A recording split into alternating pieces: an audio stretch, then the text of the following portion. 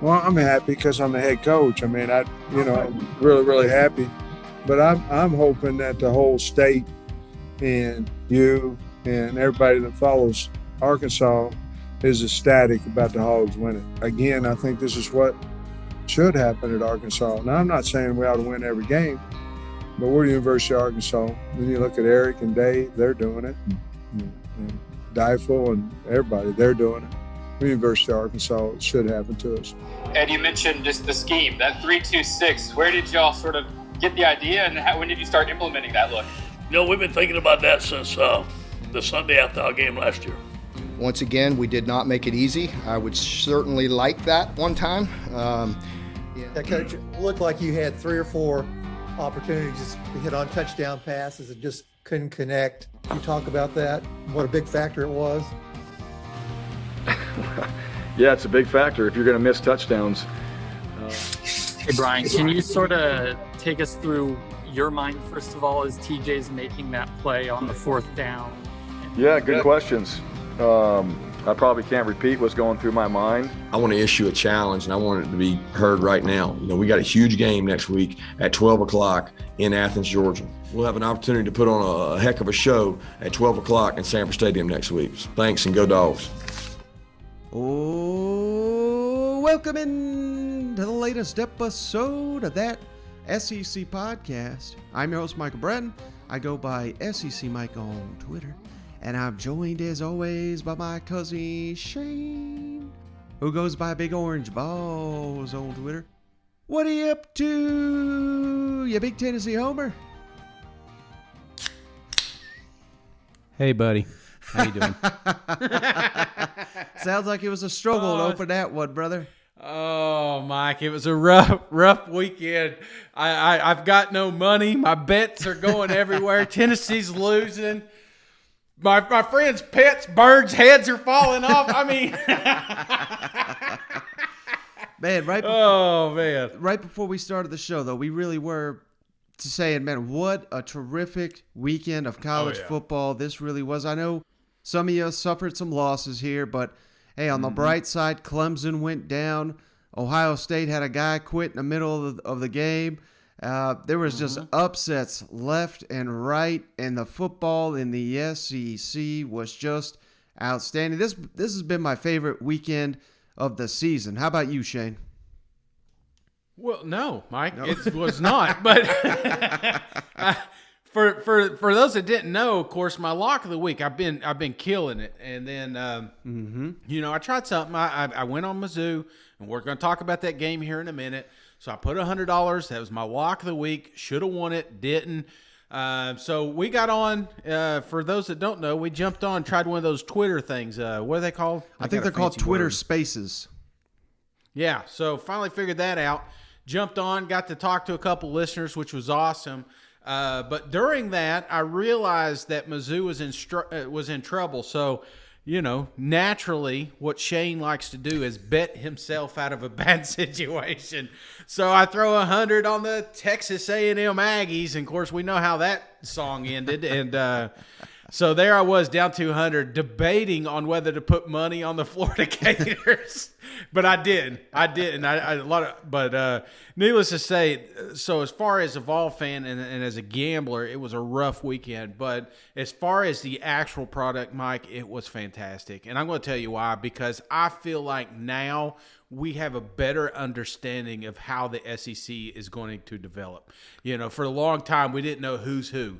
And it feels like we took 3 steps forward this weekend. Yeah, and let's just start with the game of the week. You just teased it right there, Shane, jumping down to Jerry World, where Arkansas and Texas A&M went head-to-head with a 9-game winning streak on the line for the Aggies. Finally broken by them Razorbacks. 20-10 was the outcome. But this one felt like it was never in doubt, Shane. I mean, the Arkansas Razorbacks came out ready to play. They've carried that fight all season long, basically since the second half of the opener against Rice. And, the story to me, Shane, 2 things. One, Arkansas just dominated on the first down. I mean, let's credit Kendall Briles, KJ Jefferson and company. I said they got to feed that beast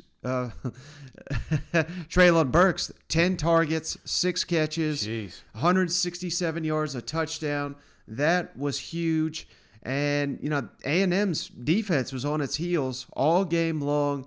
Now, I'll hype up what I said at a pregame, but I'll also call myself out because I thought Zach Calzada was going to have a lot better day. He looked good when they needed him against Colorado. He certainly looked good against New Mexico, but I don't want to say he got exposed, but I would say that Barry Odom and company came up with a terrific game plan, really stifled the Aggies outside of this Isaiah Spiller. I think it was a 60-something yard touchdown run. But beyond that, it was all Arkansas.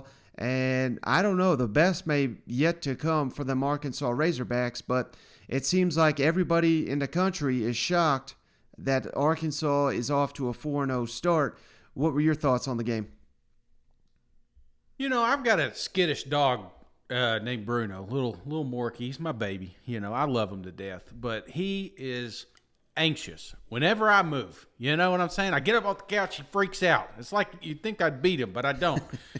That's kind of like what I felt like Calzada was going through. Like every snap, he was just, it felt like he was ready to get out of the pocket. And I don't know if that's because he didn't have trust in that offensive line, which he probably shouldn't. But it just, if you watch his feet, he was never in the moment. He was never in that game. And, but I don't want to blame. I know I started off with the blame thing, Mike. I want to start off by apologizing to the Arkansas Razorback fans because I did not think in the back of my mind they had a shot against Texas A&M. I just thought the talent was that much superior with the Aggies than it was the Razorbacks. And I'm telling you, man, I'm 2 quarters into this thing thinking, damn, either A&M's really bad or Arkansas is just playing really good. And it felt like the perfect storm. So, I want to apologize to them, and I want to apologize for the Aggies for having to deal with a quarterback that is afraid of his own damn shadow. Mm-hmm. Well, and speaking of that, I totally forgot to mention this guy, Trey Williams. He was outstanding, number 55 for the Razorbacks. I don't see any way that he's not SEC Defensive Lineman of the Week after the show he put on down there in Jerry World. And, this is a guy that's been banged up. He was a transfer from Missouri. All these Missouri fans mad that they don't got a defense. Well, it's because some of your best linemen followed Barry Odom down there to Fayetteville. So, really got to – he took this thing over. He was outstanding. And, I don't want to say this game was never in doubt, but Arkansas came out, was the dominant team. And then, the big play – KJ Jefferson, it didn't look like much, but he's hurt himself. He got his looked like his leg banged up, and they had to insert the backup Malik Hornsby, who he can run, but we've not really seen him as an effective passer, and that really kind of altered the momentum of the game. And it felt like in the second half, Arkansas was just trying to hang on, as opposed to in the first half they were the dominant team in the game. So. I think even you texted me that it seemed like A&M, may win this game with Hornsby in there. But that's kind of how it felt. But that Arkansas defense never broke, did it? It felt Tennessee-esque there for a minute, Mike. It's like, wait a minute. No, I'm with you. And when they got one-dimensional, it felt like they were playing a little conservative.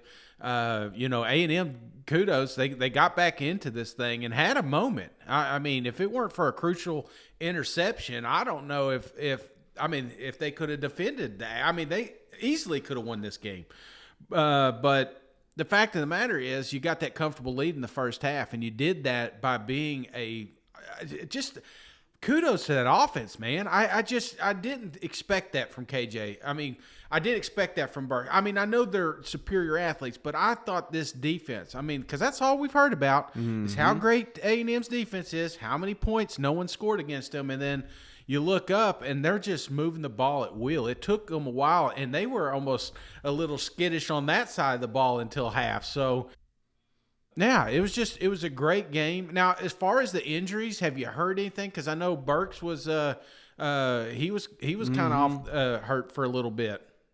Yeah, at this point, not yet. I'm sure that's going to be the weekly question, just like it was Dalton Wagner and Ricky Stromberg. Are they going to play? Of course, they suited up, gave Arkansas their full tilt there on the offensive line. So, yeah, at this point, don't know. But certainly, going into that game next week against the Georgia Bulldogs in Athens, the only chance Arkansas's got, they need KJ Jefferson. They need Treylon Burks in uniform to suit up against maybe the best team in the nation. So cannot wait for that one. Shane, College Game Day has already announced they're going to be in Athens for the Arkansas-Georgia game. So much hype surrounding that one. And we'll see if the Arkansas Razorbacks can keep this thing going, where A&M's got Mississippi State at home next weekend, looking ahead before that big showdown with Alabama. So certainly the season's not done for the Aggies, but you got to get this thing, especially the offense, right immediately, because it's going to get much tougher here in a couple weeks when them Crimson Tide come to town. You know what? Oh yeah, Mike, it's the guessing's over. The playtime's over. The given victories are over. A&M's got to turn it up. They got to win out. If they're gonna compete at the SEC championship, they've got to win out, and the margin for error is gone. So I think that's big. That's a big rebound. How does Jimbo get these boys going into next week? We'll find out soon. But again, I'd like to Arkansas, man. I'm telling you, they're legit. I doubted them. I was a lot of you guys out there that are listening to this that said, they had a good game. How good is Texas, But Right. I'm telling you, Texas A&M's got a hell of a ball club, and Arkansas just whooped their ass. Yeah, and Texas turned around. I didn't watch the game, but Texas Tech was undefeated. Texas hung 70 on them, beat the pants off them this week. So, again, that's only going to help Arkansas look that much better. You know what? Yeah. Absolutely. The tricky time, there's a lot to unpack, I guess, when KJ got hurt and just kind of overcoming a bit of a momentum swing there. And what did you guys do and how did you overcome it? And what was KJ's status during that whole time? Well, the defense kept us in the game. I mean, that was the biggest thing, and they knew it. Remember, adversity doesn't mean it has to directly affect your side of the ball. It affects the other side. And adversity affected, because KJ was out, it affected the defense too. And they went in there and played really well, I thought. And then when Mo picked the pass, it was so big because, it was, let's punt them down to the 20, they kick it back to our 20, not a lot happening, which was okay when you're 14 up. But then when it got to 7, it was a different story. And that was a big pick. I don't know if I even answered your question, to be honest with you. Did I? With KJ, what was going on with him? Was he trying to get loosened back up? Oh, no, he went into the tent. He hit right on top of his knee, and it's just a bruised knee. I think they tried to put something on it, to maybe numb it a little bit. And that numbing gel, I'm not obviously a doctor, but it takes a second or two or a minute or two to get it, where it numbs your knee. And then finally it worked, and he came in, at the end of the game there in the fourth quarter. Coach Odom, his staff on that side of the ball did an outstanding job, but the kids executed the plan. They kept us in the game all night, and we knew they had to coming in because we knew A&M's reputation on defense. That was, was basically our defense versus their defense, and then which offense can score more points, and fortunately we did. Trey Williams has 3.5 sacks the last 2 weeks. What's he doing to be as productive? Well, Trey really works hard, at practice, and he works all his different moves and those type things. And, he's healthy now. He was beat up a little bit early in the year, and he's healthy now. So he's really got a nice little swim move on him, a little rip move, and he's fast. Some of the things he couldn't do early in the year is because of health. His back was jacked up, his bicep was jacked up a little bit, and now he's healthy. So he's a good football player. I know, because he gave us trouble when I was at Georgia. I had 2 first-round left tackles, and or Georgia did. I didn't. I mean, Georgia did, and we had a hard time blocking him when he was a freshman and sophomore. I don't think you've been asked about Stromberg and Wagner yet. Stromberg and Wagner, just their availability. Yeah, they're available. They're playing tonight. How did that go throughout the week, and when did you know that was? They didn't practice like I told you. I don't lie to y'all. I just keep stuff from it. But I was truthful. Neither one of them practiced Tuesday, and then or Monday, I guess, and then we started slowly working them in, and then Ricky said, "Hey, I'm ready to roll on Wednesday," and Wags gave me the thumb up, and Wagner's so tough. I mean, he's just a tough guy, and so I slept good and knew we had our starting five in there. Not that I didn't think we could do well if they weren't in there, but obviously there's a reason there are one. And they went in there and they played the whole game, played good. It's a good defensive football team. A&M's A&M now. They won 11 in a row for a reason. They got a good football coach and a good team. I talked about this before in terms of there are no quick fixes on the offensive line, but how would you evaluate their play and what you need to do? Well, I mean, we got to protect better, and I know we didn't get as much as Sir. We popped a couple runs. Isaiah ended up with 100 yards, but he popped the one big run, had it there. We had some nice 4 or 5. We had some consistent runs the first 2 or 3 drives, and then we have a self-inflicted wound, get behind the sticks, and couldn't pick up on third down. Our third down conversions were really poor, and in times I don't want to stick my foot in my mouth to do it, but I think we got to get more surge. We had nothing. Jameer got hurt. We had to move around again and make some adjustments today. We're getting banged up there, but we got to get more surge and try to find some more time. But I'll look at how we can scheme it or do it or see if what I saw in the game was. Till I look at the film, I don't want to say with the offensive line. 55 gave you a lot of problems. He rushed well. He did off the edge. He did. He caused problems. Made a step up, get inside on 3-man rushes sometimes too, and did a real nice job. But and so you like to chip and help all those things out, but at the same time, when you're 8-man drop, you got to get guys into zones or they can double cover your guys and where you're doing. So we got to do a better job in that. I know you talked about it in your opening statement, but could you expand upon that just a little bit? How disappointing it was to get behind early and then not really be able to get much of a challenge until you got late in the second half? Yeah, well, we got middle of the third quarter. We were middle of the third quarter, 17-10. We popped it, so we had plenty of time. We had a whole quarter and a half right there within one score, and like I said, that's a disappointing thing. We got to get some 3 and outs, win the field position battle, and then offensively go get some points, but we didn't do that. But it is, like I say, you never win a game in the first 10 minutes of a game, 15 minutes of the game, but you can sure put yourself behind the 8 ball, and that's what we did. We gave up big plays, big drives. They hit some just made plays early in the game, and we didn't get guys down. We were out of gaps, didn't tackle. I didn't think we tackled well. We didn't tackle in space very well, especially the first half of that game. We were very poor in our tackling, in my opinion. It looked like, again, I'll watch the film and see, but it puts you behind the 8 ball, and you got some young guys, put some pressure on some young offensive guys, and we didn't do a good enough job coaching them to help them get through it. So we got to move on here. We got to get to this was a tough one for you, Shane. Boston College defends the home field advantage, wins in overtime against Missouri, 41-35. And this game was somewhat of a shootout early on. I mean, neither defense could stop the other. You literally could not started the game any better if you're the Missouri Tigers. You march down the field, 75-yard touchdown drive. Boston College, first play of the game, throws an interception. You're thinking, well, here we go. Tigers are going to dominate.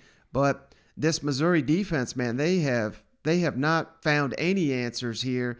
Mm-mm. They could not stop. I mean, hell, Boston College, Shane, they had a 99-yard drive. Only took them 4 plays to do it. I mean, that's dreadful right there. Boston College offensive line was just pushing Missouri around all day long. Connor Bazelak had a couple really bad interceptions, including right there in overtime. That was, of course, cost Missouri the football game. You can't just put it on the quarterback, but it was not his best performance there. And I kind of felt like, and I know you did too, when they went the length of the field and Mavis hit that field goal as time expired, that would give Missouri that momentum going in overtime, but it was just more of the same. Mm-hmm. Boston College just doing what they wanted to Missouri's defense, and then, of course, you get the interception by Bazelak. That was the end of the story. And these damn Boston College people stormed the field for beating Missouri. So just a tough game here for the Tigers. And now they got to jump back into SEC play on a losing streak here. So what were your thoughts on this one? That this defense is worse than I thought they were. I mean, this was embarrassing. I mean, Bazelak he should be so damn mad at that defense right now because he played a hell of a game. Yes, he had a couple interceptions. One probably could have went a different way. The end of the game, I don't know. It shouldn't have came down to that. This team had no problem moving the ball on Boston College, and they just had no answer on defense. And the efficiency of Boston College, they were just out there. It felt like just eating the clock up. Give them the more time to tell us stories about these great NFL linemen on the Boston College front. I was sick and tired of it, Mike. And I know if you were a Mizzou fan, you definitely were, because you're sitting there and you just needed them to make one or two mistakes so that they can get the ball back. And it'd be 3rd and 5 or 3rd and 8. And all of a sudden they get another first down and move the chains. You can't have that, man. We can't have that. And now I'll tell you, Mike, it was a beautiful ending. The field goal to put this thing in overtime, that's that was all the offense. But when it came down to it, the defense lost this game. It was just a terrible defensive performance. Yeah, they gave up. Somebody should get fired up there. They gave up 275 rushing yards again to another inferior opponent. And it kind of the tail of the game to me, Shane. Missouri in the red zone went 5 for 5. I mean, that's outstanding. That gives you an indication of the Tigers' offense and their game planning and how they protect the football. But the defense, 4 for 4 in the wrong direction for Boston College. So it's kind of right what you're saying. I mean, the offense is making the plays to win the game. The defense is making all the plays to give it away. So and it's just going to get more difficult with Josh Heupel and company coming into town. You still got to play the likes of Dan Mullen, and now this Georgia offense is heating up. So, hell, Arkansas offense is heating up. We have got to get this defense solved in a damn hurry. Otherwise, Missouri is going to be, stuck at the bottom of the SEC East or unless Connor Bazelak is just, lights out and cannot be stopped the rest of the way. You know what? Well, that's it. As far as Mizzou, they can't afford to lick their wounds because you thought Boston College had an offense. Wait till you see Tennessee. And I know, don't get me wrong, Tennessee's got a lot of problems and a lot of holes to fix, but they have no problems moving the chains either, especially if they play like they did against Boston College. Mm-hmm. All right, Shane, moving on down to the SEC West. We had a really big game here, I think, for both these teams. LSU goes on the road, beats Mississippi State 28-25. LSU and Coach Ed Orgeron, I mean, they had to have this one because they're going into the gauntlet here of a schedule in the SEC. And, there's already hot seat talk. If you go and lose to the Pirate 2 years in a row, I think Coach O may have been as good as gone. But this was, I know the score may not indicate it, but it was a relatively dominant performance here. And I think the biggest key to me is just, how embarrassing last year was for LSU. It all started with that Mississippi State game. They couldn't do anything to solve it. They just basically took Barry Odom's defensive game plan and applied it to their system, forced Mississippi State to dink and dunk all over the field, and they just got impatient with it. For whatever reason. Yeah. I mean, they threw it 60-some-odd times against an LSU team that was just sitting back and letting them dink and dunk, and they just could not get anything going. And on the LSU offensive side, it was a story of big plays, Shane. I mean, Max Johnson had 4 passes for 183 yards, including 3 touchdowns. Now, he had 280 total yards passing in the whole game, but like I said, most of that came on 4 plays. So that's all it really was for LSU, was just less than a handful of big plays, keeping everything in front of you, dinking and dunking. And for whatever reason, Mississippi State will not run the ball. I mean, that's got to be on Mike Leach because the running game was working and LSU was giving it up to them. They weren't going to let the big play beat them like it did last year. And one other thing I wanted to mention, Cardell Flott, the defensive back for LSU, player of the game in my opinion. He's the one that forced the fumble early on, gave LSU their first touchdown of the game, gave them a lot of momentum.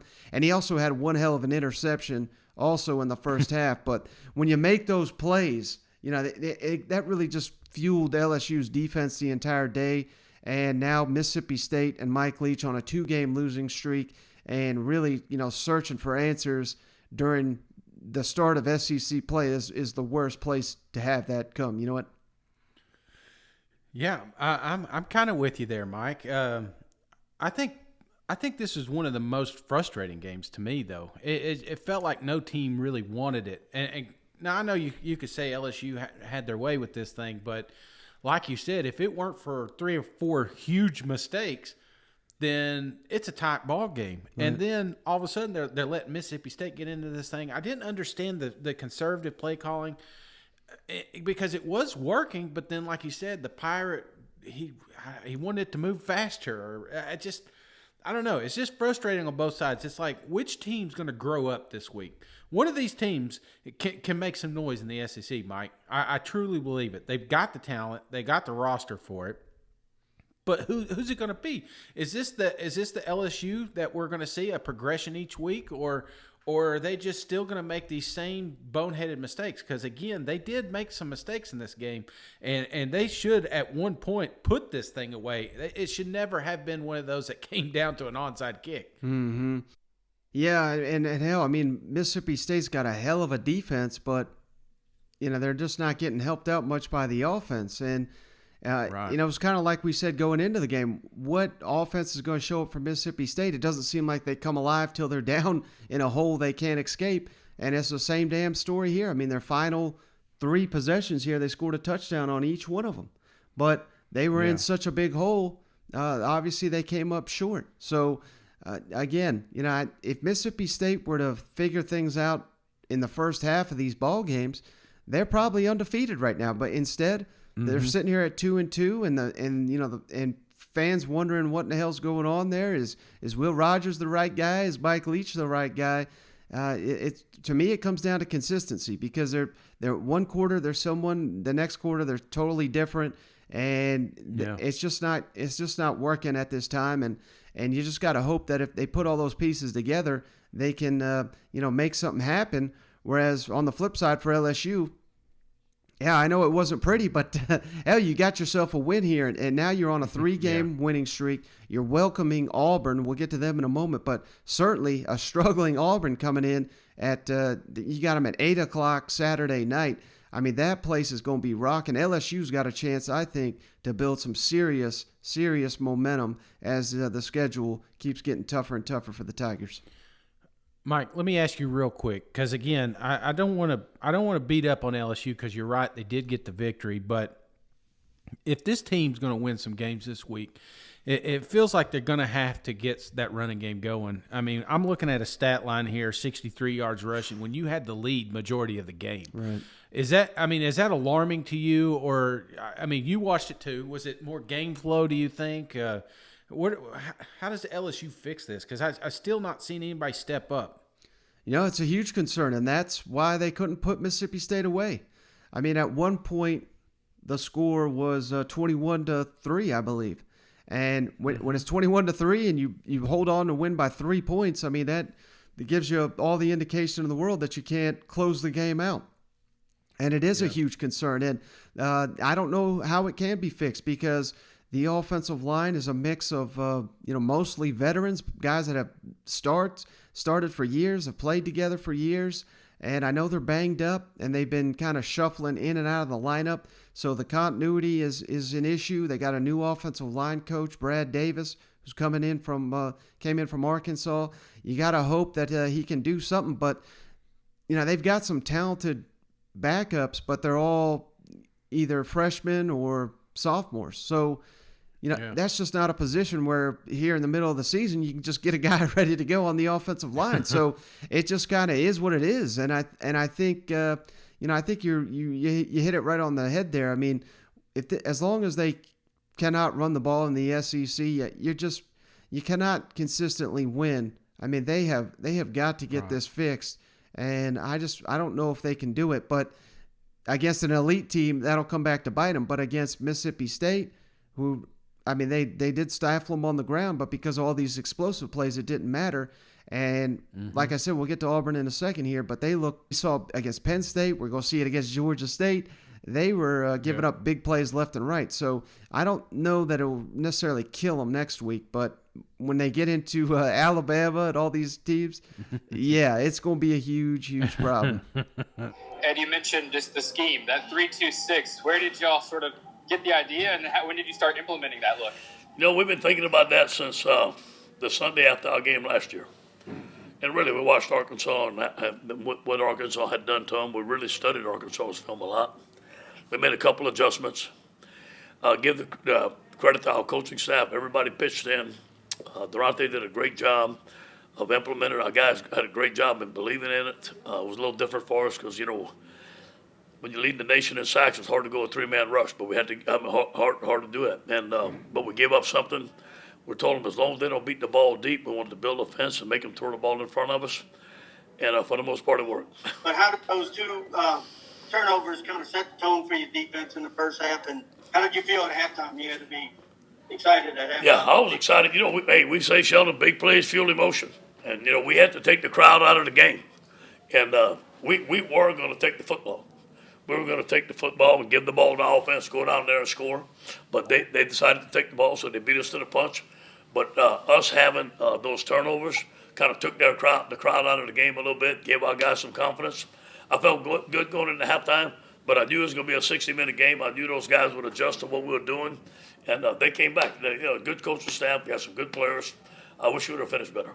One stat that really stood out to me, total plays, Mississippi State had 88 to 54. Yeah. Y'all had 3 touchdowns of over 40 yards in the second half. Right. Is that kind of the big playability with these dynamic wide receivers? Is that the vision you're looking for in this offense? Yeah. That kind of just dynamic attack? Well, hey, we're gonna take the big plays the way we can get them, but knowing that we were gonna make them throw the ball in front of us and not give them big plays, we knew they were gonna have long drives as long as they didn't score.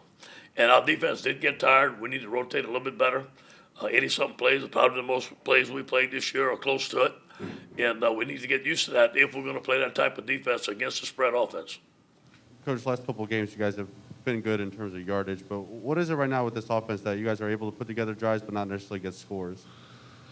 I think it's just part of the process. I think that, you start out, can you make plays in practice? Yes. Can you make plays in games? Yes. Can you put them together, with the context that really good teams have? We're battling to get there.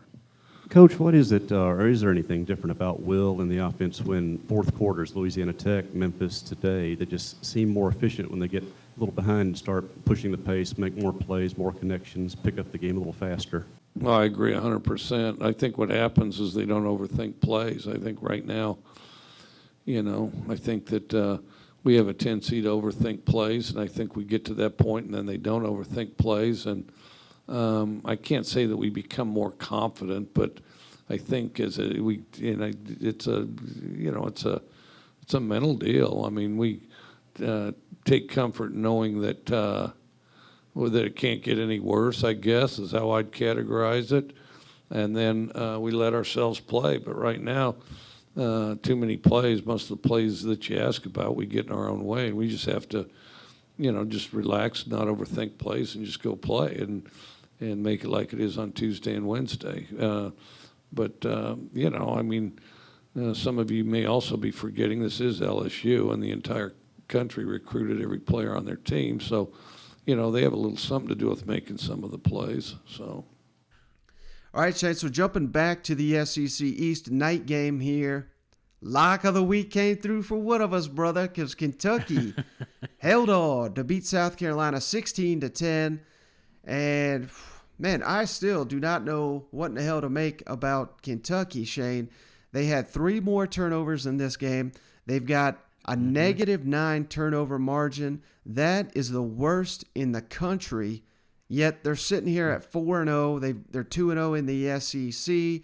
If they've only beaten South Carolina and Missouri, which I do not think obviously are 2 of the better teams in the East. But I think it's a credit to Kentucky that you could win like this, because if you go and look and see who the teams are that are that far in the turnover margin. I mean, we're talking some of the worst in college football, yet Kentucky is finding a way to win, and I think that gives you an indication of how good of the team they are. And finally, we've been waiting for the defense to emerge, and they just shut South Carolina down basically for the entire game outside of one drive. That was at the first drive of the second half for the Gamecocks. They scored a touchdown. But beyond that, basically nothing. I mean, it is almost impossible to have 3 turnovers and the other team get no points off turnovers. But that's what happened here in this matchup. And South Carolina fans seeing a lot of frustration from them. But, hey, this is where the program's at right now. I mean, you've got some solid pieces, but you just don't have the roster. And I know that it'll probably make you sick to hear it. You just don't have a roster that matches Kentucky, which Mark Stoops has been there 8-9 years building the thing up. And if you don't take advantage of mistakes from the other team, there's no chance in hell you're going to beat them, even at home with a rowdy crowd. And, I'll throw up the South Carolina drive chart here. I mean, it's disgusting to look at. But what was your thoughts on this game with Kentucky beating South Carolina on the road? Well, I kind of felt a little 2019-ish there for a minute. It's like, get back to the running game here. I think a couple things, Mike. For starters, this may be the ugliest 4-0 team out there, but they are 4-0, and that's all that matters at the end of the day. If it's ugly every week, I'll take it as long as it's a victory. Now, what I did like, Mike, is when you look at that UTC game, that's the first thing that everybody bashed. The media, ourselves here, we were on the offensive line. These guys were supposed to be touted. These guys were supposed to be really good. This is supposed to be an explosive running game, and they at times felt like they got manhandled against UTC. And I think that was the emphasis, Mike. And they took it serious and came out. And, I mean, you look at it, 230 total rushing yards, an average of over 5 yards a carry. That screams more to me about the offensive line than it does, Rodriguez or Smoke. Now, they've had great games, but it all started up front. So I think that's the key. Kentucky is at their best when they are controlling the trenches, and that's what they did against South Carolina on both sides of the ball. South Carolina could get nothing going. Again, they were stymied. They got one-dimensional, and South Carolina cannot win that way. So Doty's back. I mean, it was good seeing him out there, but he's clearly got some work. He's got some rust he needs to knock off, Mike. Yeah, and some of these receivers have got to help him out. I mean, there was some critical drops in this game, but again, this is kind of just where South Carolina's at, man, where they just cannot, the coaches can only draw up so many things. You got to take advantage of the plays that are there. And you're right about the rushing. I mean, the offensive line, I said this was going to be one of the biggest matchups in the weekend in the SEC. Kentucky won the rushing battle 230 to South Carolina's 58. So, I mean, we're talking massive, massive advantage. And, hell, they had a couple more fumbles that they fell on. I mean, this thing could have been 4 or 5 turnovers for the Kentucky Wildcats. That has got to be the biggest concern inside of that building there with Kentucky. Now Florida's coming to town. You give Florida 3 turnovers, they're going to whoop your ass. I don't care where the game's at. Oh, yeah. So they have got to get that cleaned up. And South Carolina, it's not all doom and gloom. I mean, I think this defense is playing their guts out, Shane. I mean, they're swarming to the ball. They're forcing all these turnovers. They're giving their offense every opportunity to make these ball games. But at this point, they're just not doing it. And it's like you said, Luke Doty, I was saying all off season that, I need to see it from him. And I'm still not technically, I'm not sitting here saying he's some great quarterback, but I don't think he's that bad. I think it's like you said. I mean, hell, he missed a lot of training camp. He missed a couple games of the season. He does not look like he's in over his head. He's certainly got the arm, and I think he's still slightly limited. And that's just me guessing, about his mobility. But imagine once he's back to full 100% back from that injury, he'll just be that much more of a weapon. But South Carolina, you got to get that ground game going, because if you can't run the ball with these running backs and this offensive line you got, you basically got no chance because Luke Doty and these receivers are just not good enough at this point to carry you to SEC wins outside of maybe the Vanderbilt game. You know what? Well, and that's the thing, Mike. I get the running backs, but you got to have passing attack. If you're not, you're going to load up the box. I don't care how good you are. You know, Harris is just not going to get it done. So that's my big one is becoming two-dimensional. Doty, obviously, if he would have started week 1, this may have been a different outcome. You know, if you tell me right now that your opponent's going to get 16 points every week, I'll take it because 9 times out of 10 you're going to win that game. Mm-hmm. So the fact South Carolina was able to keep Kentucky in check at 16 points. Well, let me ask you, Mike, because just one, I guess your view on it. Kentucky had a bad week last week. I wouldn't consider this a great win this week, but do you think they're going in the right direction? I mean, I know they're 4-0, and you got South Carolina again. I thought there was moments in Georgia they looked good. They were able to keep Kentucky in check to 16 points. Let me ask you this: are you more worried about Kentucky right now, or are you more impressed with where South Carolina is? Because a lot of people didn't think this was going to be a ball game at all. I would say more worried about where Kentucky is, and because I think if this trend continues with the turnovers, you're going to get handed a couple losses here in SEC play. Now, I also think if you clean it up, like the Will Levis interception was just god awful. I mean, he's throwing off his back foot. He's trying to throw it 50 yards downfield, and you know he's got Wan'Dale Robinson. It looks like he's open. If he throws it in front of him, he throws it behind him, and it's an easy pick. And these are things that are basically unforced errors, you know. And Will Levis has thrown an interception in every game, so that's on him. You know, at 1, 2, I could see. Now we're going into week 5, and he's got an interception every game. He has got to get that cleaned up. And, you know, like I said, they're going to have some losses if this continues. But I also, you know, let's flip it the other way. If they play a clean game of football, I think they can beat Florida. But it's easy to sit here and say they're going to play it clean because the Gators got a hell of a team. You know what I mean? They're going to be forcing the issue. They're going to be punching at every single ball because Kentucky's been giving it up so much. So that has got to be corrected. And Mark Stoops keeps saying it, and I'm not seeing it get improved. So I don't know if it will get any better, to be honest with you. Well, we're going to find out next Saturday. That's just not acceptable. He's played too much football for us to do that, and we rely on him too much. And at the end of the game, I wanted him back in there, and I count on him. And he once again iced the game by getting tough yards when everybody in the stadium knew we were running the ball. He got a first down and iced the game.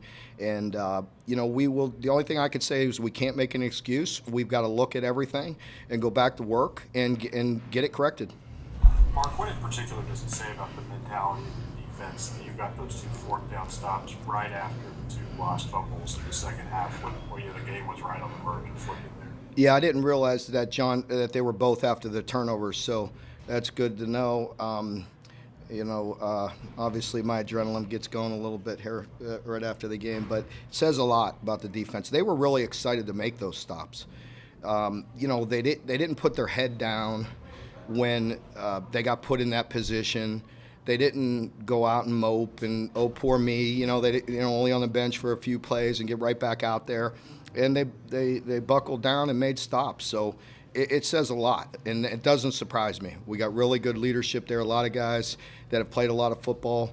They're getting in better and better shape as the year goes on. I mean, I felt like we've been strong all year, but, you know, as I said, we got to continue to bring along some young guys and get some depth going. But they really played their hearts out today. I mean, we gave up 216 total yards, so they have some explosive playmakers, so that's pretty great job. You almost feel like you're defying the odds a little bit with where the turnovers have been. I mean, Yeah. It's definitely got to be a point of emphasis for us, yes. I mean, I'm not happy about it, that's for sure.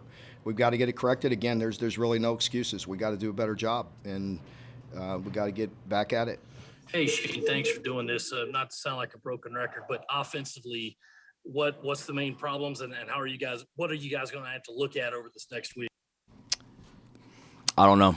So, I mean, there's a lot. Obviously, ran the ball 26 times for 58 yards. Not good enough. Luke carried the ball some tonight and didn't look great all the time running it. He's continuing to get where he feels, 100%. And had some good runs, but just had too many negative runs. So, each week's different, David. And right now, it ain't good enough. Our defense played their butts off tonight and gave us every opportunity to win that game, and we didn't get it done. Yeah, Shane, you mentioned on your teleconference last week you want to be aggressive. What went into the decision there to go for on those 2 4th downs on back-to-back possessions, and what did you see on both of those plays? The first one, I think what was it, 13-6, I think, or whatever it was at that time. If I'm not mistaken. Just trying to be aggressive. Hindsight being 2020, you kick the field goal there and you cut it to 3. The way your defense is playing, and you have momentum. As the drive was going on, felt, good about if we got it to 4th and, I think that was 4th and 5, if I'm not mistaken. If we got it to 4th and 5 or less, feeling good, about our chances of converting. We had the look that we wanted. I was going to use a timeout there if we didn't like what the defense was in. We felt good about the play we had called versus the defense they were in, and we got to execute. And then on the second one, same thing. The second one was more just with the way our defense was playing and the way they kept bailing us out. I never flinched thinking about our defense, but I didn't want to keep putting them and keep asking them to get stop after stop after stop. At some point, we got to convert a freaking 4th down or 3rd down and get a freaking 1st down and help our defense and score touchdowns. And that's what I was trying to do. Shane, kind of to that a little bit. It seemed like Luke definitely settled in a little bit more as the game got on. I mean, were you seeing that same thing? And I guess just with him, what's maybe the next progression? How much of it is just him getting back and knocking off the rust? And at least what were you seeing from him tonight? No, I thought he did a good job. He was poised and was able to communicate between series well. And with him, I mean, I wouldn't just say, yeah, the rust, but, I'm not making excuses for Luke. Let's not act like Luke's some 4-year starter either. I think he's started his 3rd career game ever as a college quarterback tonight. So, yes, I know he started some games down the stretch. It's his 2nd year as a college football player, and it's his 1st start of the season and his 3rd start ever as a Gamecock. Does he need to play better? Yes, but, I mean, Luke gave us a chance to win tonight, 17-25 and 158 yards and ran the ball enough to keep teams honest. He's got to continue to get healthy. He's got to get more and more comfortable and knock that rust off, and then he's just got to continue to grow and mature as a quarterback, which he will. Well, sticking in the SEC East, Shade, we got to get to your team here. The Tennessee Vols go on the road and fall to the Gators, 38-14. And just a little peeling back the curtain here for the audience. Cousin Shane was firing off those texts to me during this game. Oh, baby, he thought them Vols had something cooking with that big Javonte Payton 75-yard catch from Hendon Hooker. Tyon Evans had him a big, a 47-yard touchdown run. I mean, the Tennessee Vols, Shane, they were slashing them Gators for explosive plays. And then they didn't do nothing because the Gators, man, they are a complete team here. They won the rushing battle 283-148. Florida was 5 for 5 in the red zone, and I think most impressively 9 for 14 on 3rd downs. The Gators were getting over 7 yards per 1st down, which just makes it so much easier on you on that 2nd and 3rd down, obviously. So, I mean, just basically a dominant performance for the Gators outside of those 2 explosive plays. And, I think, this is one we all circled. Could this be a trap game? You just played Alabama. You played your guts out, came up just short. How are you going to respond to this Vols team that no one's got respect for? Are you going to come down to their level? And it certainly looked like the Gators were early. Kyer Elam wasn't playing. Was that going to be a factor? No factor at all for the Florida Gators because Dan Mullen has got his program trending in the right direction. And even Emory Jones, who his mama loves him, apparently had to hear that 20 times. I was like, what a stunner. I mean, his mom. His mom. Wait, Are you saying his mom? But yeah, big performance here for the Gators. Thoughts on this game, Shane? Well, obviously, if we would have spiked the damn ball a few times, Mike, we would have won.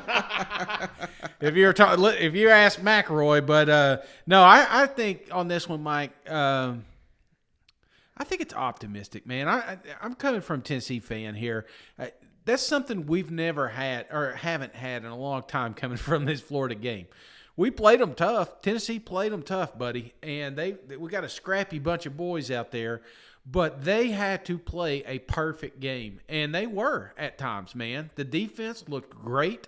They knew what Florida was going to try to do, and they were doing just about everything they could to get them off the field, which I thought was impressive. Mm-hmm. But you think of little mistakes like that Copeland drop that had nothing but green behind him. If he would have scored, then we would have been a 3-point game again after half. So I think it was opportunities, and then obviously when Hooker got hurt, that was the end. But I will tell you this, Mike, out of all the games that I've watched this year, Florida has got to be winning in the halftime adjustments category. You think about the Alabama game last week. You think about the Tennessee game. He didn't come out with the same script he did in the first quarter. It felt like we did not have an answer. When they decided to, hey, let's be too dimensional, let's don't just run the ball. Florida, I think, came out with a vanilla scheme, a vanilla offense. And when they realized that this was going to be a ball game there at half, I think he opened up the playbook a little bit, and that's what we saw. But like I said, Mike, I think, Florida has got a lot more talent than Tennessee, but Tennessee hung in there because they did have the heart, man. Yeah, and I think if you're a Gator fan, you have got to be loving. I mean, we're all huge fans of Anthony Richardson, but Emory Jones has just put back-to-back outstanding performances on tape, and you need that going on the road next week to Kentucky in a hostile environment. They're already planning to go half white, half blue in that stadium. That's going to be their Super Bowl type game because they sure do hate the Gators. Getting them in at night. Those games have been fairly close in recent seasons. So you need that momentum with Emory Jones because just of his importance to the game plan for the Florida Gators, it finally looks like he's breaking out. He had well over 300 yards of total offense, 2 touchdowns. And for the Tennessee side, Shane, one thing I forgot to mention that kind of my main takeaway, hell, I don't think anybody, even the biggest Tennessee homer, thought Tennessee had a chance to win this game heading into it. Mm-mm. But, Josh Heupel, I continue to be impressed with his ability to just, design these plays to have these guys wide ass open down the field. And not only just down the field, but just scheme up. All these plays are there to be made. They're just not always being made by the Vols, and because they just don't have the caliber of player that a lot of these elite SEC teams do. But if nothing else, I think that's got to give you confidence that once the talent is upgraded or once they have a full roster of players that know the system, I think Josh Heupel is really a really outstanding X's and O's football coach on the offensive side based on what I've seen after 4 games here. Again, Mike, I came out of this game more optimistic than upset, and that's hard to do when you lose to the Florida Gators. But that's exactly where I'm at because I think we've got the recipe. We just don't have all the ingredients yet. We don't have some of these wide receivers. They're young, they're inexperienced. They had a lot of drops. They're going to get better. We've got a quarterback in Hooker that I think he got better moving into this week, but he's still got a lot of work to do. And you saw that this team can be very exciting if they can get vertical. And that's something that they've not been – we have to have big plays to make this offense work. And you saw what happened when we did. We made it a ball game. So that's something we've just got to keep – we got to believe in ourselves, and I think this team is. So I think the future's bright. Just like I said, just to expect it in year one – especially with all the transferred out that we had, it's it's not impossible, but it's improbable that we have a extremely successful season. So, but again, that being said, a lot of good things came out of this game. Both sides. I think the fact that Florida, they were dealing with a few injuries coming into this game. You didn't have to roll out Anthony Richardson again. I think that's big. It's another week for him to get healthier, because there's going to come a time when you're going to need to roll out AR-15, and you're going to want him to be as healthy as possible. So I think it was good for the Florida Gators. I think they're happy about it, and I think Tennessee. There's some chirping, but for the most part, I think we're good too, because we know that brighter days are ahead for Tennessee. And then Emory tonight set a record that had not been set since Tebow in 2009. Just what have you kind of seen from him over the past couple of weeks, and even from the first half to the second half tonight? Yeah, I think you see him really settling down and understand. I thought he did a great job making his reads, managing the offense, getting us in the right checks, into the right plays. Decision making, and it was pretty good in the pass game. And then obviously scrambling. You look at we have 15 carries. That's probably a little much, but I think a bunch of them were kind of scrambles too, and him improvising. I don't know if we called many direct quarterback runs in the game tonight. So I think he had some runs and scrambles, some reads, and had some explosive. But I think it shows how he's managing things. And you were still kind of learning how to call plays for Emory. Yeah. Different stuff tonight. I think you guys are more under center than you had been in the first 3 games. How are you, adapting and growing with Emory? Yeah, I just think, when the playbook opens up and we have different plans each week, and I think you're starting to see his confidence a little bit more play in, and which, gives us more confidence to even, throw more things in from the playbook right there of how we want to attack teams. And what was your assessment of the defense tonight? I thought played excellent. I thought Todd did a great job with getting the guys ready to play. They're an explosive offense, tough offense to play. You look in the first half, we had a couple of missed tackles, which allowed them to keep a drive alive, and then that one touchdown was a missed tackle. And then, we had a blown coverage, and your man coverage, cover your man. It's not like we were being real complex with it all. Just had a missed assignment there. But I think you saw what Todd and his guys were able to do, the adjustments they made at halftime for us to come in and pitch the shutout in the second half. And, really since, they hit a 75-yard blown coverage bomb, and they don't score again. And so I think Todd and his staff did an amazing job tonight. Yeah, Josh, what did you think of Hendon's game today? And was Joe healthy enough to start this game? And then what's Hendon's status coming out of this too? Yeah, really didn't want to play Joe in this game if we could, just based off of the amount of work that he got during the week and where we felt like he was at the end of the week. I thought Hendon played hard, competed, made some big-time plays inside of the pocket, used his feet opportunistic. Had a play or two down the field that we didn't connect on. I thought he handled the noise, the communication for the most part in a really positive way during the course of the game. Handled the ups and downs and continued to fight and compete and do it in a positive way, ground sideline in his demeanor too. So, a ton of positives there. I know you value progress a lot. In what ways do you think this team is better than it was against Bowling Green? I think we're a better football team in our understanding of what we're doing and in some ways execution. When you're playing a really good football team like this, though, when there's opportunities and those things arise, you gotta make those plays. And today I didn't feel like we did that. Yeah, Josh, can you just talk about, I know the second half didn't go your way, but you had some things going there until that Callaway drop. Can you just talk about that because you had converted to 4th and 5, and then obviously that play? Yeah, I had a couple. The second half, just the flow of it. The clock was draining on everybody's drives during the second half. There weren't a ton of opportunities. You had to maximize every one of those drives, and a couple of situations that we're in 4th down that we got Callaway on a simple drag route that's got a chance to pick up the first down and maybe go the distance. We're in a 4th and short and. Unique situation, having moved centers and end up in a delay of game there and feel like you have to punt the football. So just some unique things that unfolded that you can't do if you want to win against a really good football team like this. You just can't do it as a program. So we got to get better.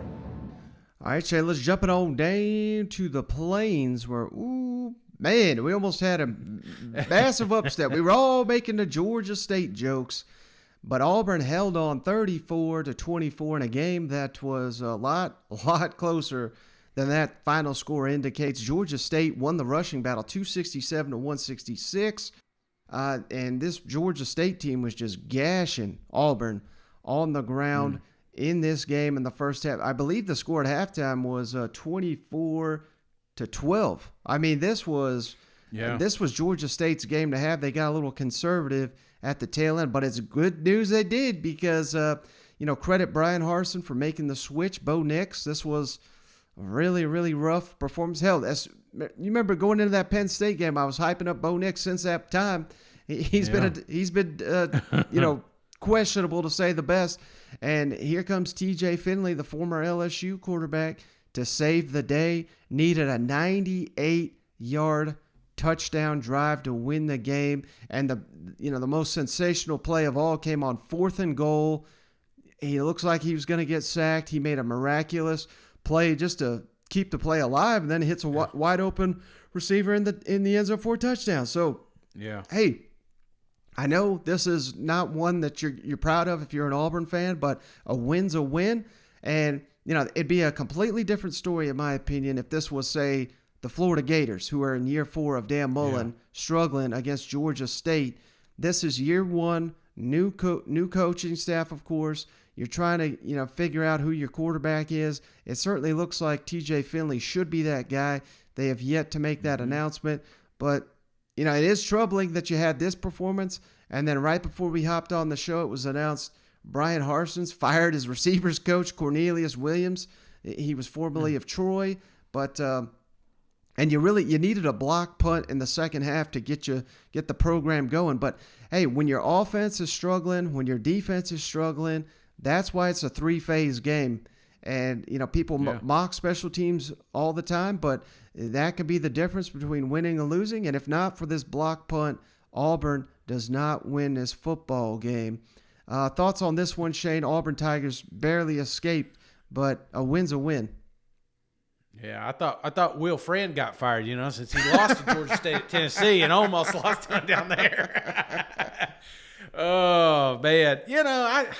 Mike, this is a game that nobody's going to want to talk about forever. Right. I mean, you talk to any Auburn fan, whether it be next year or 20 years from now, they're not going to want to sit down and tell you about the miracle of Georgia State, because that's what it was. And if you haven't seen this 4th down, I mean, it was a miracle. It was if it were against if this was against Penn State, man, they'd be running it on SportsCenter for weeks. They're not going to talk about it because it's Georgia State. But if you get a chance, jump on there on the YouTubes and watch that Finley score, because it is just crazy that it would even come down to that. Now, I know, listen, Tennessee ball fan, I know Georgia State well, all right? I'm the one that put the memes out because I had them saved from the time they kicked our ass. So I get it. But I'm telling you right now, there's no reason that this should even have been a ball game. There's no reason. I don't know if you fired the right person, Mike. When I'm looking at 267 yards rushing against you, maybe we should be looking at that defense. I know there was some offensive miscommunications, and Bo Nix is the one that everybody wants to talk about, but you got gashed, man, by Georgia State. So naturally, there was going to be a letdown. I just didn't expect it to be like this, Mike. Mm-hmm. Yeah, I mean, it's troubling. And now they got to go on the road, like I said, to LSU. That's not a place where you want to correct some issues. But maybe now with TJ Finley in there, that sparks the offense. It certainly did in this game. He's playing against his former team.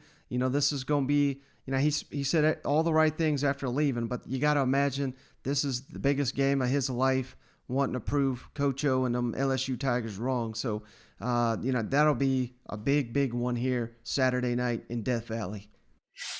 Hey, Brian, can you sort of take us through your mind, first of all, as TJ's making that play on the 4th down?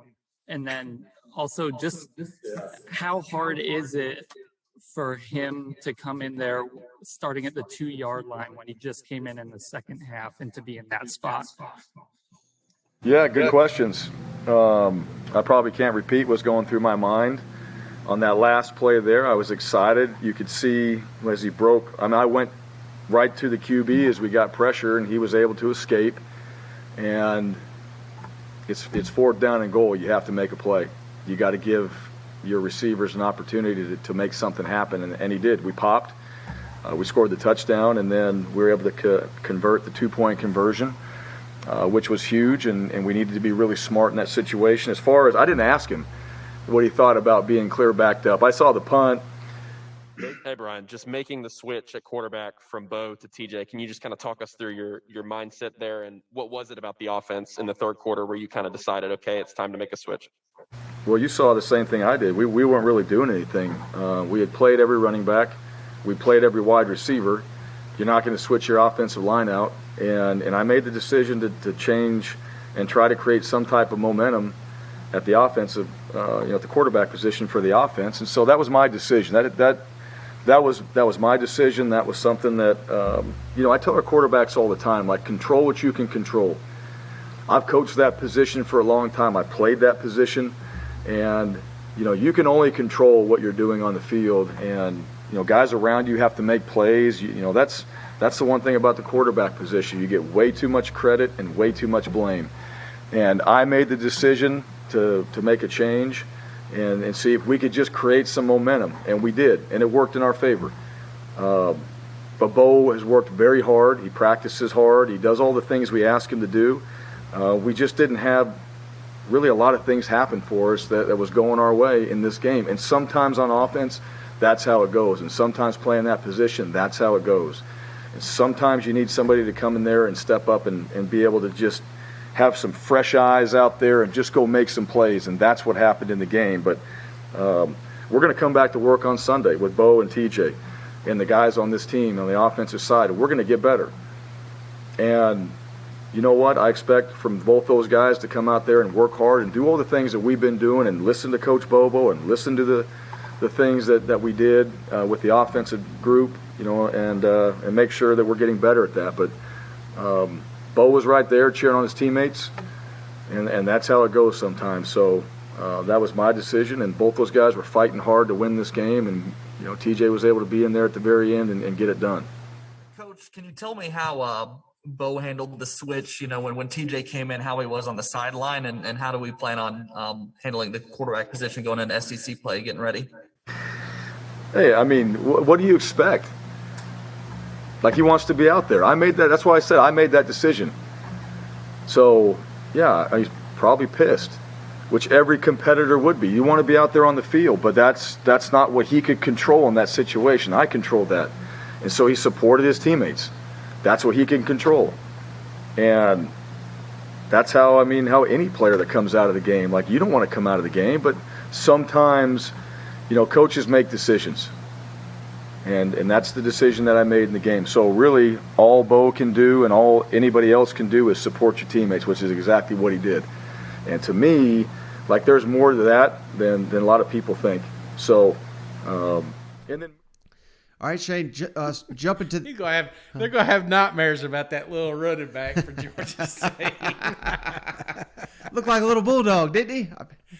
Man, he had heart, buddy. He was giving it all he had, dude. They were already they should still celebrate. They should have a parade to get back. That was a hell of a game for him.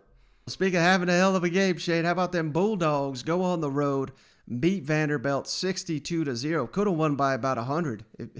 This was 35-0 right out the gate. I believe that was in the first quarter still. This was almost like an FCS opponent, Shane. JT Daniels got to sit the final 3 quarters of the game.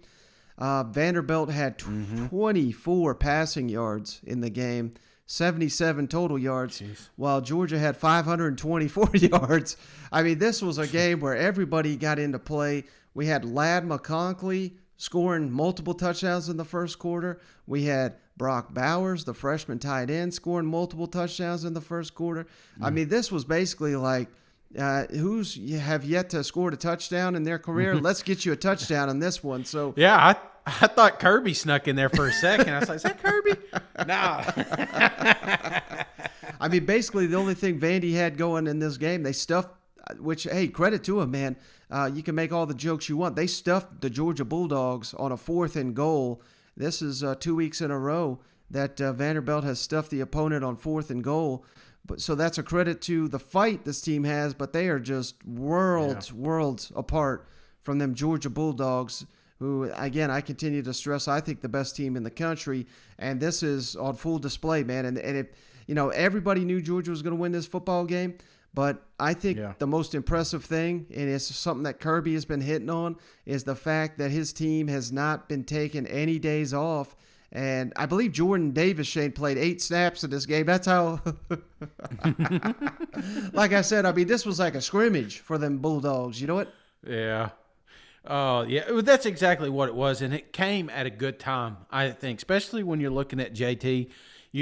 Just kind of getting him back acclimated into the game after that injury. I think that's important because the games are going to ramp up, man. Not every week's going to be a Vanderbilt, but this was, I mean, what can you say about this game? The stat that was floating around, I think at one point, Georgia had more points than Vanderbilt had yards in the fourth quarter. So, I mean, there's not really much to take from that. But like you said, it was getting everybody out healthy. It was getting you just keep going. That's the thing. It's not a bye week. Mm-hmm. You still got ready for game. You still got to play a little bit. So I think that's important so you don't have that letdown moving forward. Kirby, it's an interesting dynamic. Jordan Davis told the SEC Network that he played 9 snaps. JT just played the first quarter. Nolan was just in front of you talking about practices being harder than the games. What is it kind of like, just that dynamic when you have a week like this where you bust it during practice and you may only get 9 snaps or only play 1 quarter in a game? It rarely happens, in our conference. It's like I said, there's more parity in terms of games and the games you play. It rarely happens. So you take it for what it is. You grow the other players. You get a chance to develop them. And, hey, I talked to an NFL GM that told me the best thing to do is tell the players, go play good so the other guys can play. And I didn't have the guts to say it, but they did. They went and played well, and the other guys got to play because they played well. So our team got to grow as a unit because of our ability to play a lot of players. Kirby, it's kind of like Brandon said. It seems like we ask about Brock Bowers every week, but with him and Ladd McConkey, just how impressive is it what they're doing in terms of being able to contribute this early? Are they 2 of the most, I guess, impressive freshmen you've been around in terms of their ability to pick up the playbook and all the intricacies that guys have to learn to get on the field quick? They're just real tough, hard workers that believe in the process of working really hard. I mean, Ladd McConkey wasn't real heralded either, but he was a guy that we watched. And I said, what, this guy's fast. He's smart. He's athletic, and he competes. He's tough. And, to me, that's a little bit what's missing in football, like don't tell me how good you are. Show me. And he's done a really good job doing that. Since none of you guys ever gave me a question to give me an opportunity to say this, I want to thank our fans for packing at the stadium, but I want to issue a challenge, and I want it to be heard right now. We got a huge game next week at 12 o'clock in Athens, Georgia, and everybody wants our team to be elite, and I want our team to be elite, and we've thrown that word around. So when we talk about our fan base, being elite, we want to be there early and show up better than we ever have. We want to be loud, which is the L, louder than we ever have. We want to be super intense because the players are going to be intense. We need the fans to be intense. The toughness that we're going to show, we need our fan base to show. And the last thing is elite. So if our fans will be elite, we'll have an opportunity to put on a heck of a show at 12 o'clock in Sanford Stadium next week. Thanks, and go Dogs. Yeah, kind of the same thing with our last game, Shane. Alabama just destroyed Southern Miss 63-14. I mean, the spread was like 49 points. They found a way to cover. How about this guy, Shane? Jamison Williams, the receiver, returned the opening kickoff for a touchdown, and that's when I knew Southern Miss was in trouble. He also he had another kick return, and he also had a receiving touchdown. And I heard that he's the first player in SEC history, Shane, to have 2 kickoff return touchdowns and a receiving touchdown in the same game. And this is a guy that transferred in from Ohio State. How in the hell did they ever let him go? I'll never know.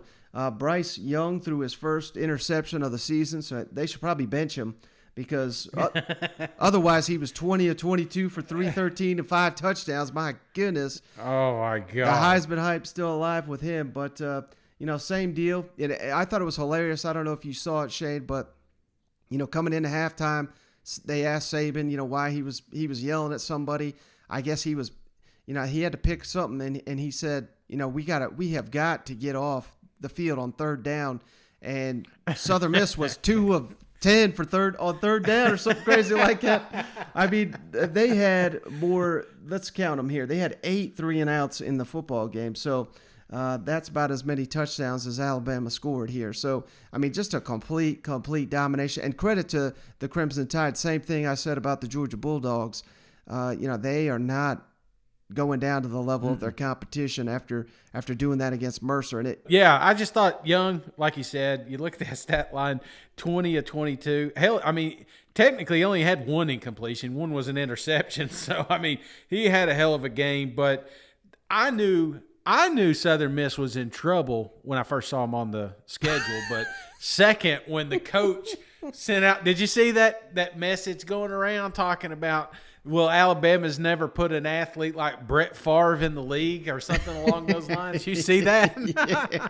you know Saban had that shit printed up and put on the locker room. So I just think that that's when you made your problem right there. That's rat poison. So Alabama came out, they did just like Georgia. They just came out, they did their job, they got off field, stayed healthy. I think that's the key there too. All right, Chad, so that's a recap of all the action, but as we love to do here, let's preview the opening lines for the next weekend again. And my goodness, Shane, do we got some big ones here. So I'm going to start at the bottom of the list. Sorry, Vandy, but how about this, Shane? UConn at Vandy. You'll never guess the line for this one. Negative. No. Go Vander. I think UConn's pretty bad. Let's go Vandy -2. Vandy -14, favored by 2 touchdowns, Shane. So how about that? That'll be a nice little win there for the Commodores. Troy at South Carolina. The Gamecocks, Shane, favored by 9 points. So that's a nice get right game there. How about this one, Shane? Guess the line. Mississippi State at Texas A&M. What do you got for that? Oh, God. Give me A&M -11. Ooh, you're close. It was A&M -8. How about this one? Auburn at LSU. At LSU. Yes, give me LSU -1. LSU -4. So you were pretty close. How about your Vols, Shane? Going on the road at Missouri. What line you guess for that? Vols -17. No, I'm just kidding. I think they're going to still give Mizzou the push here, so I'm going to go Mizzou -1. It's Mizzou -3, so again, pretty close. Florida at Kentucky, huge matchup in the SEC East. What do you got for that one? Florida -13. Florida only favored by 8. So that interesting. Oh. And then here, the 2 biggest games. I mean, I don't even know which one you can call the biggest game because they're so epic here. But Arkansas at Georgia. What do you think for that one? Georgia -9. You're only halfway there, brother. Georgia by 18. Golly. Now, how about Ole Miss at Alabama? No respect. Alabama at Ole Miss. No. Ole Miss Alabama at Ole Miss at Alabama. It could be in the Walmart parking lot, Mike. I'm still going to take Alabama -12. Alabama -20. Golly. Okay, get your bets in now, guys, for those lines change. I feel like those will both be coming down because, those are just. We'll have all week to discuss those, but. My goodness, those 3 games at the top of the list, and particularly Arkansas, Georgia, Ole Miss, Alabama, just when I don't think we could have any better weekend in the SEC.